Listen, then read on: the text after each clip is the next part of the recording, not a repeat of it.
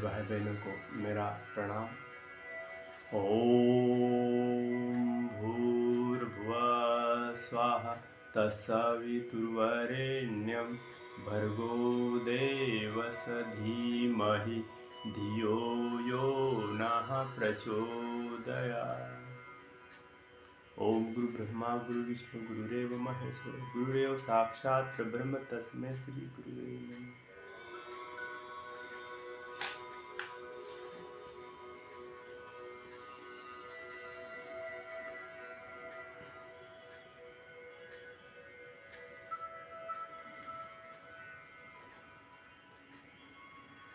अष्टांग योग के भाग 7 ध्यान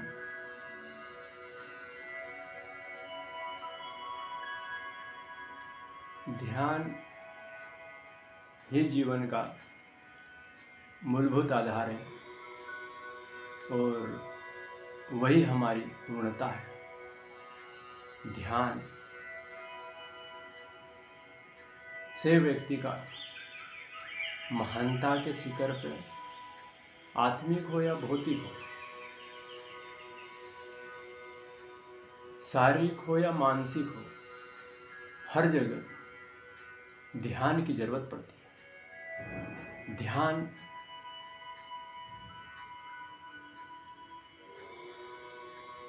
के बिना व्यक्ति का भौतिक आत्मिक लाभ मिलता तो सही, पर कुछ हद तक ही मिल पाता है, क्योंकि ध्यान के द्वारा हमारे शरीर के अंदर अंतःकरण में जो शक्तियाँ, पावर,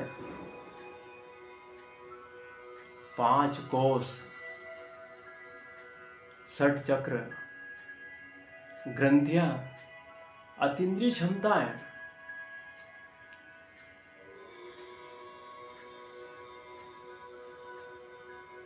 जैसा ब्रह्मांड है वैसा ही शरीर को भी बताया गया।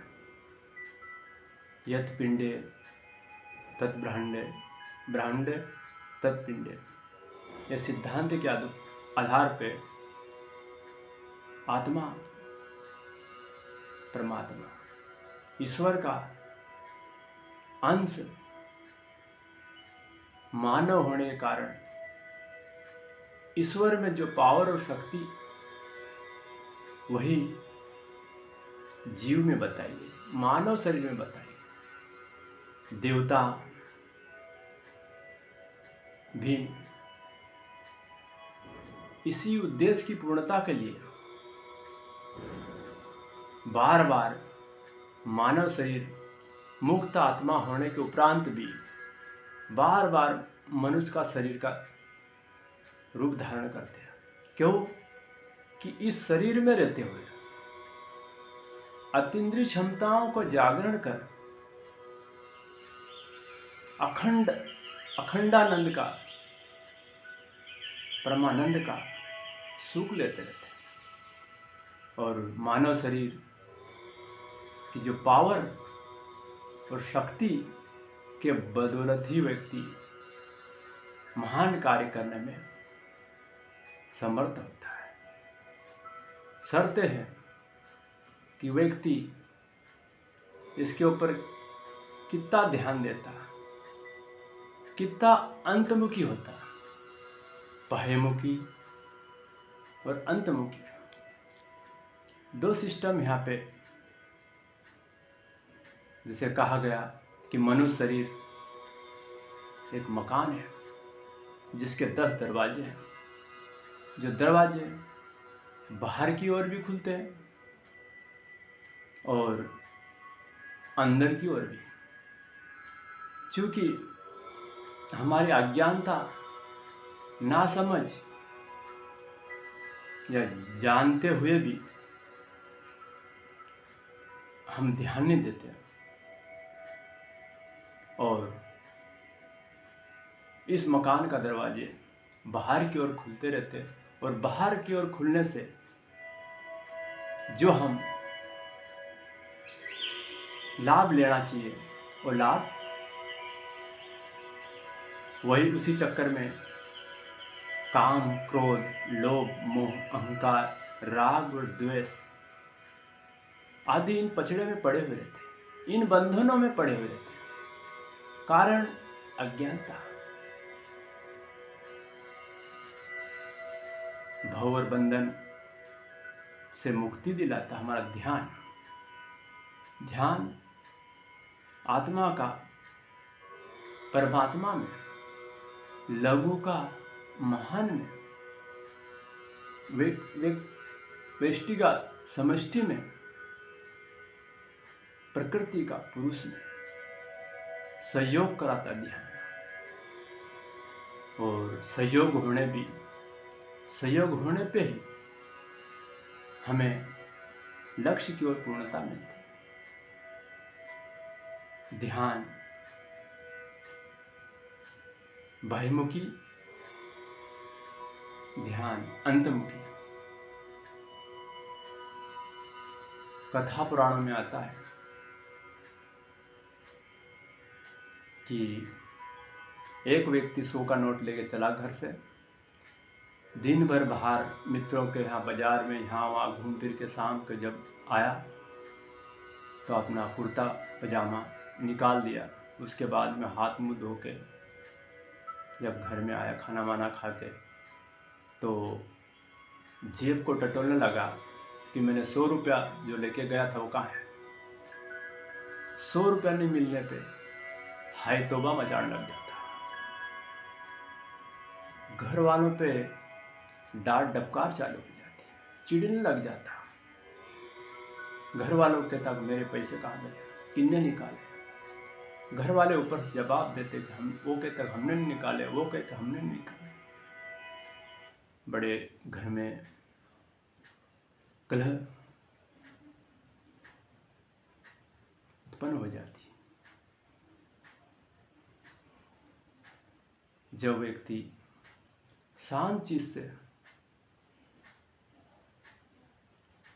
अपने को अंतर ध्यान लगाता है, सोचता कि जब घर के लोगों ने नहीं निकाले तो पैसे गए कहाँ, तो दिमाग लगाता, आंख मूंद के सोचता कि मैं कहाँ गया था, क्या करा था। इस तरह का जो सोचते सोचते व्यक्ति को पता लगता कि मैंने 100 रुपये जो उस व्यक्ति को, उस यार दोस्तों को दिए, ध्यान के माध्यम से वो 100 रुपये का पता चल जाता। इसी प्रकार एक व्यक्ति छाता लेके घर से चला, वो छाता भी वो यार मित्र के यहाँ भूल आया और घर आने पे फिर दूसरे दिन छाता याद आया तो घर वालों पे चिल्लाने लग गया कि मेरा छाता कहाँ गया, मेरा छाता कहाँ गया, मेरा छाता कहाँ गया। घर वालों का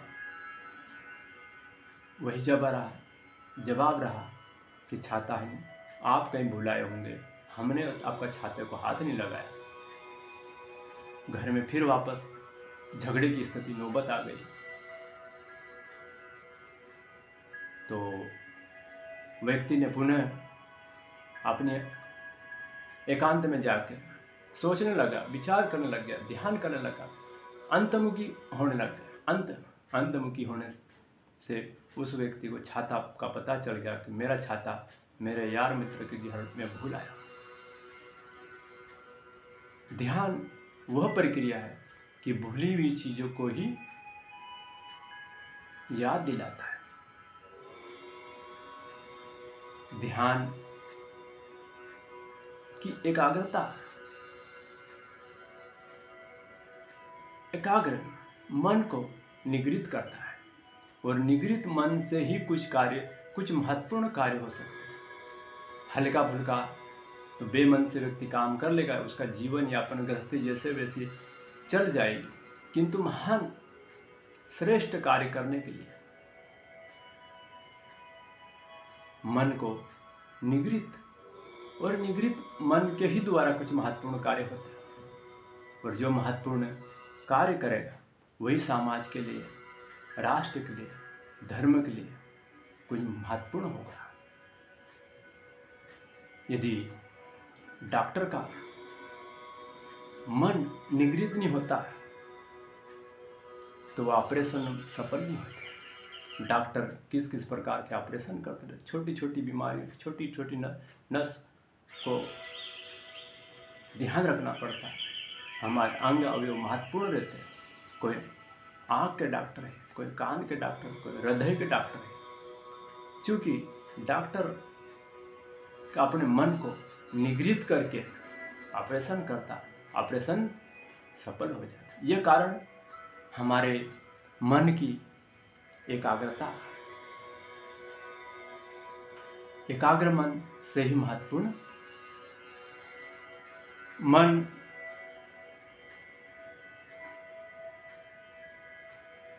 को एकाग्र करने के लिए श्रद्धा, विश्वास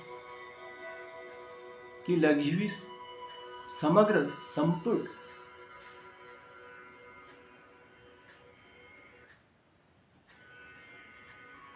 के द्वारा निगृहित किए हुए मन को ही ध्यान कहते हैं। ध्यान में व्यक्ति को तीनों जगह महत्वपूर्ण भूमिका निभाना रहती है। एक बच्चा स्कूल में जाता, क ख ग पढ़ते पढ़ते वो ज्ञानी हो जाता। ज्ञानी, छोटा सा बच्चा ज्ञानी, क ख ग करते करते ज्ञानी हो जाता। एक व्यक्ति योग अभ्यास के बल पे तप करते करते तपस्वी हो जाता, और एक वो हुआ जो योग करते करते योगी हो गया।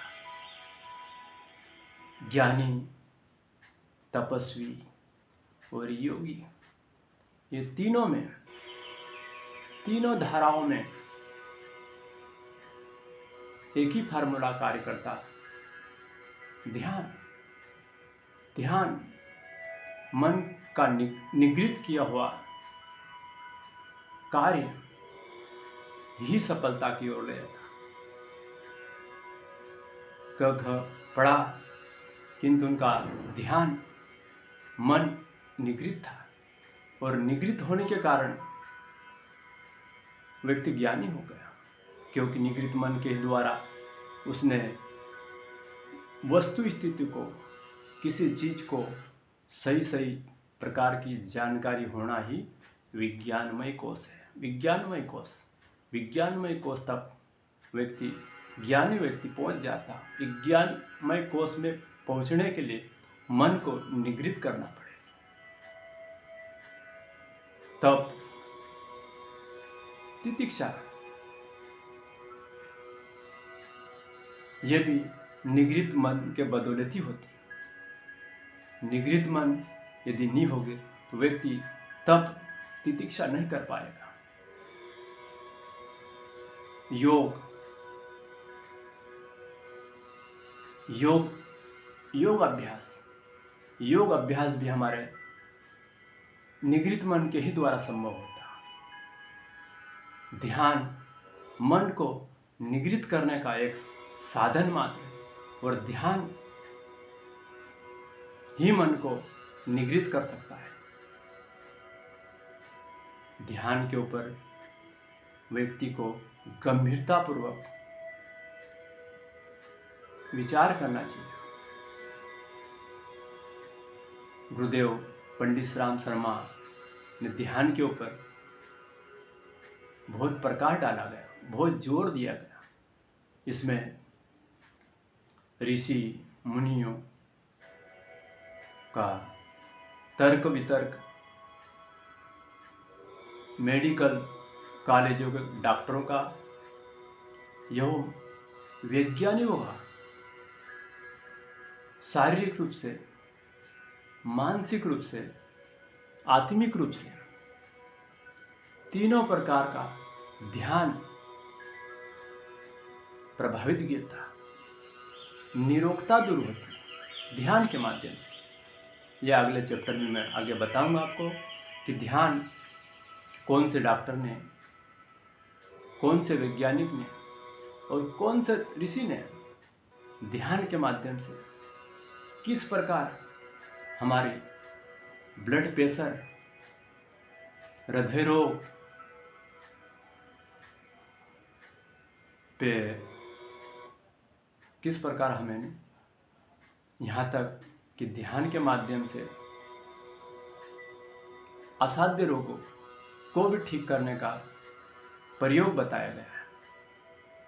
हमारी श्वास की गति वर्तमान के समय अनुसार प्रति मिनट 18 मिनट बताई गई और 1 मिनट में हृदय की धड़कन 4 बार धड़कती, 72 बार हृदय की धड़कन और 18 बार श्वास की गति। ध्यान के माध्यम से हमारे श्वास की गति कम होने लग जाती है, हृदय की धड़कनें कम होने लगती है, हमारा प्राण का खपत कम होने लगता है, मेटाबॉलिक सिस्टम घटने लग जाता है, जिससे हमारे शारीरिक मानसिक बीमारियों का शमन होता है। ये ध्यान भौतिकवाद और अध्यात्मवाद दोनों में बहुत कारागिर सिद्ध है, पर शर्त है कि इसके लिए श्रम, मेहनत, साथ साथ में समय लगेगा। समय और मेहनत के बिना, प्रयास के बिना, योग अभ्यास के बिना यह संभव नहीं है। ईश्वर ने यह सृष्टि को या मानव को या जीव को प्रत्यक्ष और परोक्ष 2 प्रकार से सप्लाई होता है। एक उदाहरण बताना चाहूँगा कि समय अनुसार वर्षा ऋतु में पानी वर्षा ऊपर से भी होती है, बादल ऊपर से बरसाते हैं और बरसात चले जाने के बाद जमीन में भी अंदर पानी रहता है। तो जो बुद्धिमान लोग, अक्लमंद लोग जमीन के अंदर कुआं खोद के, बोरिंग करके जमीन में से पानी ले लेते हैं और जिन लोगों को बुद्धिमत्ता कम रहती वो लोग मात्र ऊपर वाले पानी के भरोसे रहते हैं। उसी प्रकार जो प्रत्यक्षवादी है, बहुमुखी है, वो ईश्वर से अनुदान, आशीर्वाद प्राप्त करने के लिए दर दर भटकते रहते हैं। और जो बुद्धिमान व्यक्ति है वह अपने शरीर से, अंतःकरण से अंतमुखी होकर अपने शक्तियों को जागृत करता रहता है, अपने शरीर से ही लाभान्वित लेने लग जाता है। ईश्वर से अनुदान, आशीर्वाद तो मिलेगा, साथ साथ में खुद भी उस योग्य बन जाता है। जमीन से पानी निकलने के पश्चात सिंचाई होने लगती है। उसी प्रकार अंतःकरण से निकली हुई शक्तियों के द्वारा व्यक्ति खुद तो लाभान्वित होगा और औरों को भी लाभान्वित करने लगेगा। ये हमारा ध्यान, अष्टांग योग का 7वां भाग। ध्यान ही एक पूर्णता की ओर है और अंतिम भाग समाधि है। हमारे 7 भाग का महत्वपूर्ण भाग है ध्यान, और ध्यान में ही समाधि छिपी हुई है।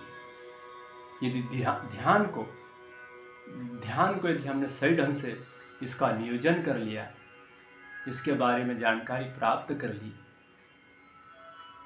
तो हमारी समाधि की पूर्णता यहीं पे हो जाएगी।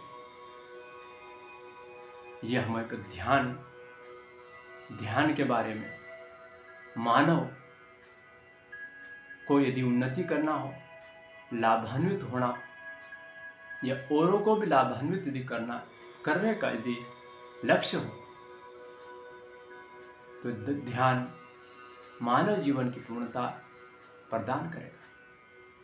और मानव जीवन की पूर्णता ही इस जीवन की पूर्णता है।